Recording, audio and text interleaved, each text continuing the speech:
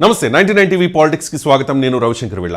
సంక్రాంతి సంబరాల్లో మంత్రి Subhash lady getup లో ఉన్న మగ ఆర్టిస్టులతో డాన్స్ చేయడం ఇప్పుడు సరికొత్త చర్చకు దారితీసింది. వైసీపీ అధినేత మాజీ ముఖ్యమంత్రి వైఎస్ జగన్మోహన్ రెడ్డి కూడా సుభాష్ పై విమర్శలు చేశారు.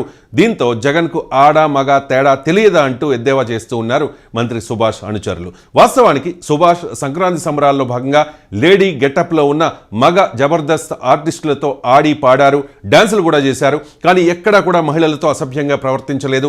మనిషి అన్నాక కాసింత కళాపోషణ కూడా ఉండాల్సిందే. ప్రజాప్రతినిధులు ప్రజలతో కలిసి నృత్యాలు చేయడం, పాటలు పాడడం, వేడుకల్లో పాల్గొనడం అనేది కొత్త విషయం కాదు. అయితే ఈ సంక్రాంతికి మంత్రి వాసంశెట్టి సుభాష్ తన నియోజకవర్గంలో జరిగిన సంక్రాంతి వేడుకల్లో డాన్స్ చేయడంతో ఒక్కసారిగా సోషల్ మీడియాలో ట్రోలింగ్ మొదలైంది. సుభాష్ ఎదుగుదలను చూసి ఓర్వలేని కొంతమంది కావాలనే ఈ విషయాన్ని వక్రీకరించి చూపిస్తూ ఉన్నారని సుభాష్ అనుచరులు అభిప్రాయపడుతూ ఉన్నారు.